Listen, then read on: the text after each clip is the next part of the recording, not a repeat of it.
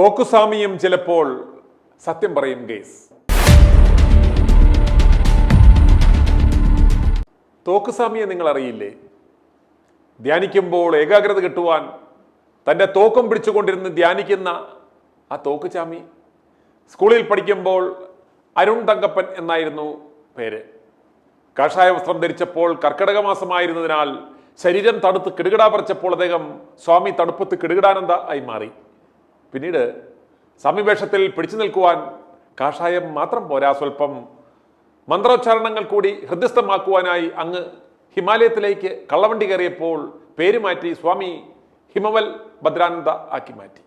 ഹിമാലയത്തിലെത്തിക്കഴിഞ്ഞപ്പോൾ തോക്ക് പോലും കോച്ചിപ്പിടിക്കുന്ന ആ മുടിഞ്ഞ തണുപ്പ് സഹിക്കവയാഞ്ഞ് അവസാനം ചാമി ആലുവയിലെ വീട്ടിലെത്തി താമസമായി. അമ്മ തൊഴിലുറപ്പിന് പോയി ചാമിയെ അന്നം കൊടുത്തു പോറ്റി. ഓർമ്മയില്ലേ മുതലിനെ?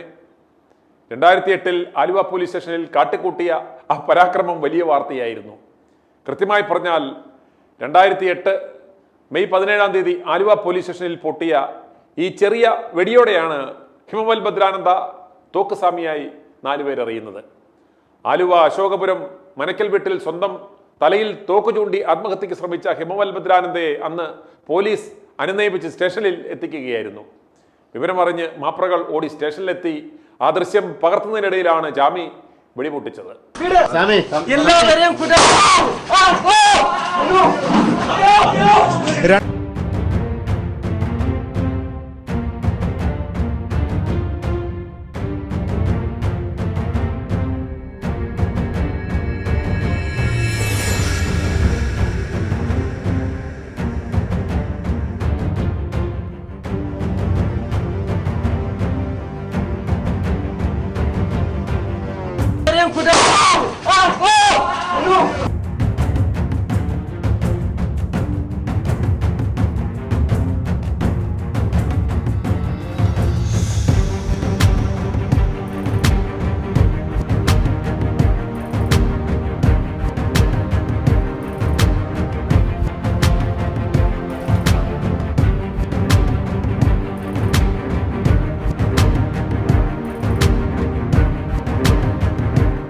ആക്ഷൻ ഹീറോ ബിജുവിൽ ജോജു ജോസഫിന്റെ തോക്കിൽ നിന്നും അബദ്ധത്തിൽ വെടിപൊട്ടി ഓട് പൊട്ടി വീണ് സ്റ്റേഷനിൽ നിന്ന് ഒരു പ്രതിക്ക് പരിക്ക് പറ്റിയതുപോലെ അന്നത്തെ CIക്കും ആ വെടിവെപ്പിൽ പരിക്ക് പറ്റിയിരുന്നു.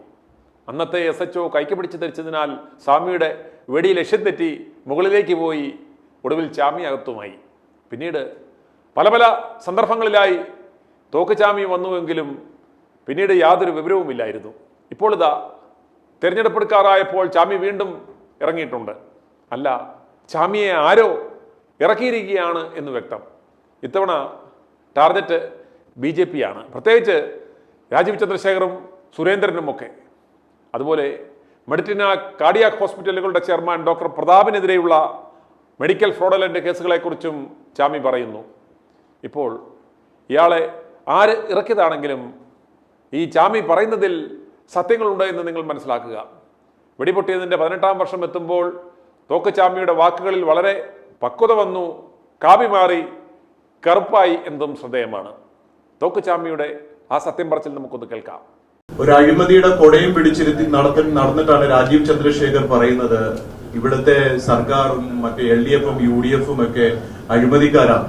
ശരിയാണ്, അവരുടെ അഴിമതി പാട്ട് നീക്കി വെച്ചോളൂ. പക്ഷേ ഒരു കൈയില്ലാത്തവൻ ഒരു നഖമില്ലാത്തവനെ കുറ്റം പറയുന്നത് പോലെയാണ്. BPL കമ്പനിയെ പറ്റി നിങ്ങൾ മലയാളികൾ കുറെയൊക്കെ സംസാരിച്ചിട്ടുണ്ട്. പക്ഷെ അതിന്റെ എത്ര കോടി രൂപയുടെ ഇൻട്രസ്റ്റ് ആണ് ഇവർ വേവർ ചെയ്യിപ്പിച്ചതെന്നറിയും. ആ സമയത്ത് ബാങ്കിന് ICICI ബാങ്കാണ്. നിങ്ങൾ അന്വേഷിക്കാതെ പോകരുത്. ഇതൊരു വളരെ ക്രൂഷ്യൽ സിറ്റുവേഷൻ ആണ്. കാരണം BJP എന്ന് പറയുന്നത് സ്മാർട്ട് ഗെയിം കളിക്കുന്നവരാണ്. അവർ ഹാർഡ് വർക്കേഴ്സ് അല്ല. മണ്ണിച്ചാരി നിന്നവൻ പെണ്ണും കൊണ്ടുപോയെന്ന് പറയുന്നതാണ് BJPയുടെ രാഷ്ട്രീയം. അധ്വാനിക്കുന്നവർക്കൊന്നും അവിടെ പ്രസക്തിയില്ല. RSSകാര് അത്രയും മാത്രം കഷ്ടപ്പെട്ട് വളർത്തിയെടുത്ത ഒരു പ്രസ്ഥാനമാണ്. ദേശസ്നേഹിയുടെയും ദേശഭക്തരുടെയും പ്രസ്ഥാനമാണ്. ഒരു മാറ്റവുമില്ല അതില്.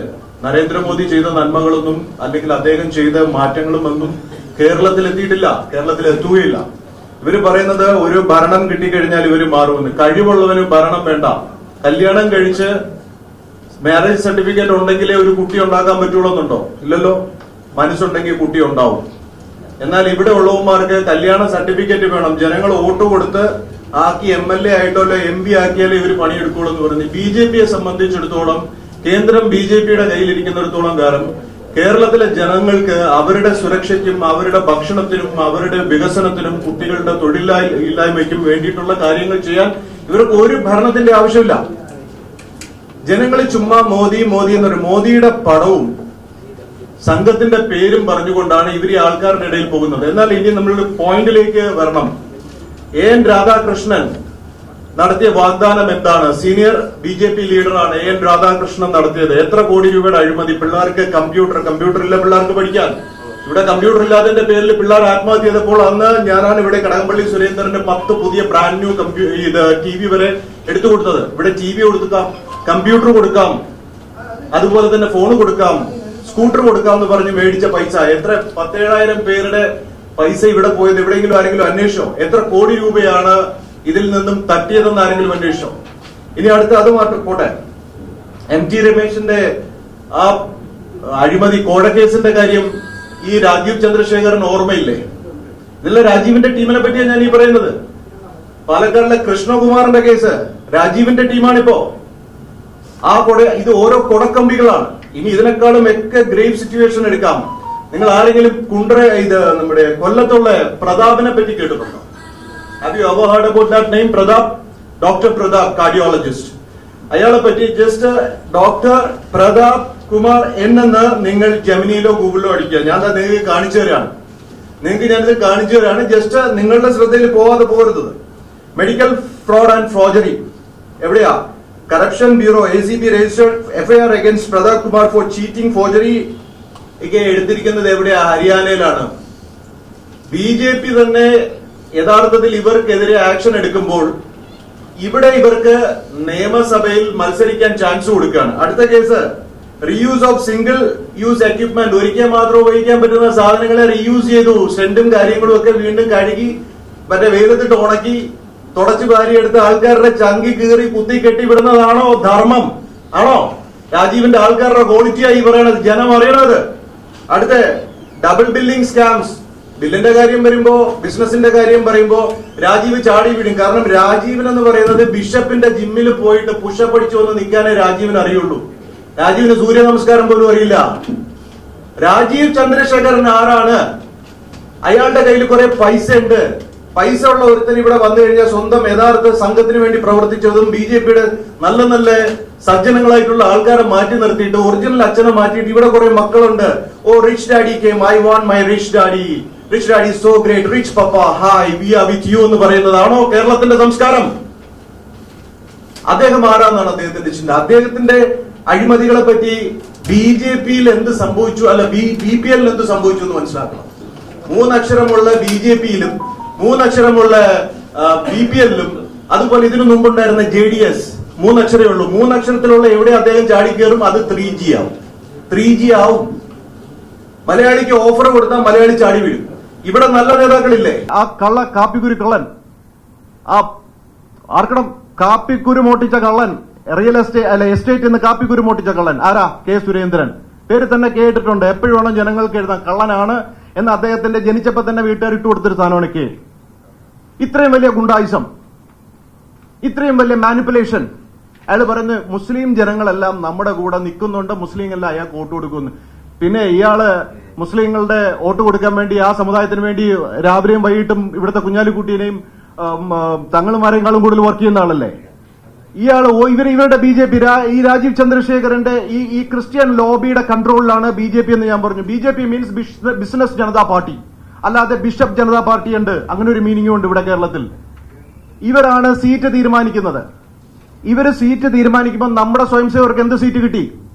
യഥാർത്ഥ ഹിന്ദു പോരാളികൾക്ക് എന്ത് സീറ്റ് കിട്ടി? ഇവിടെ കാവിയിട്ട് കട്ടർ ഹിന്ദുസം പറയാനല്ല ഞാൻ പറയുന്നത്. ധർമ്മത്തെ പറ്റി പഠിപ്പിക്കുന്നവർക്ക് എന്ത് സീറ്റ് കിട്ടി? അവർക്ക് എന്ത് ചെയ്ത് കൊടുത്തു? കുറെ 2020 കുറെ ടിക്ടോക്ക് പിള്ളേർക്ക് കൊടുത്തു. ടിക്ടോക്ക് നടത്തുന്നവർക്ക്, റീല് നടത്തുന്നവർക്ക്, ഇൻസ്റ്റഗ്രാം അക്കൗണ്ട് ഉള്ളവർക്ക്, ബിഗ് ബോസുകാർക്ക് ഇത് സീറ്റ് കൊടുക്കുമ്പോ ആ ഏരിയ തൃപ്പൂണിത്തുറ എത്ര സ്ട്രോങ് മണ്ഡലമായിരുന്നു? കേരളത്തിലെ BJPനെ ഏത് മണ്ഡലത്തിലുള്ളവർ ജയിക്കണം എന്നുള്ളത് ഞാൻ അടുത്ത ഇതിൽ ഞാൻ നിങ്ങൾക്ക് പറയാം. ഇപ്പൊ ഞാൻ എല്ലാം കൂടെ പറയുന്നില്ല. They want to do something good for the society. But at the same time നമ്മൾ ഇതിനകത്തുള്ള ക്രിമിനൽസിനെ അറിയണം. ഈ പറയുന്ന പോലെ മലീമസമായ സാധനങ്ങളെ പുറത്താക്കിയേ പറ്റുള്ളൂ. ഇത് പുറത്താക്കിയില്ലെങ്കിൽ അത് ഇവർ തന്നെ നമ്മുടെ നാടിന് ആപത്തുണ്ടാക്കും. ഇവർക്ക് നമ്മുടെ മംഗലാപുരത്ത് ധർമ്മസ്ഥലയുണ്ട്. ധർമ്മസ്ഥലയുടെ ചുറ്റും കംപ്ലീറ്റ് ഇവർ ക്യാപ്ചർ ചെയ്ത് കഴിഞ്ഞു, ഇവരുടെ മാഫിയ.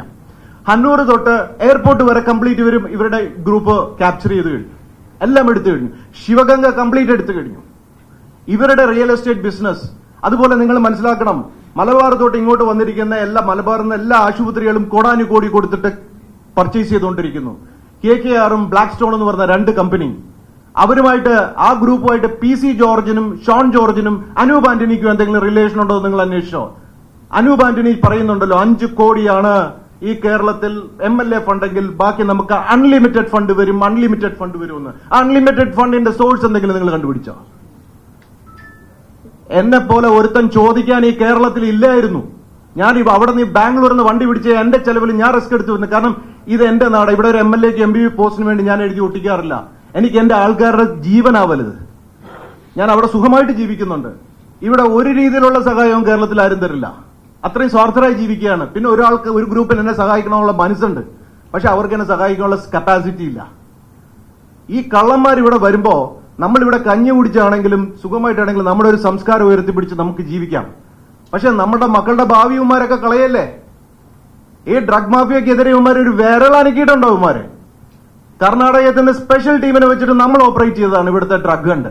എല്ലാം തെളിവ് എന്റെ ഫേസ്ബുക്കിൽ ഇട്ടിട്ടുണ്ട്, മാധ്യമങ്ങൾക്ക് അറിയാമത്. ഇവരെന്താണ്, എന്ത് കോൺട്രിബ്യൂഷനാണ് ചെയ്യുന്നത്? മാറാത്തത് ഇനി മാറും. അപ്പൊ നാറാത്തത് ഇനി നാറണം വേണ്ടേ? ഓരോ ഉണക്ക ക്യാപ്ഷനും ഇറക്കി അവരുടെ ഇഷ്ടത്തിനുള്ള ആൾക്കാരുടെ അടുത്ത് നിന്ന് ഡീലും വെച്ചിട്ട് ഇവർ വരുമ്പോ നമ്മുടെ അവസ്ഥ എന്താണെന്ന് മനസ്സിലാക്കണം. ഇനിയും പറയാനുണ്ട് എനിക്ക്. ഞാൻ അടുത്ത ദിവസങ്ങളിൽ ഞാൻ നിങ്ങളുടെ അടുത്ത് വീണ്ടും കുറെ കാര്യങ്ങൾ പറയാം സുരേന്ദ്രന്റെ ഡീലുകളെ പറ്റി. ഈ തോക്കുസ്വാമിയാണ് ഇതുപോലുള്ള സത്യം പറഞ്ഞത് എന്നോർത്ത് ആരും അവിശ്വസിക്കുകയോ തള്ളിക്കളയുകയോ ചെയ്യേണ്ട കാര്യമില്ല. തോക്കുസ്വാമി പറഞ്ഞതിലും കാര്യമുണ്ട് മക്കളെ. i2i News, an eye for truth.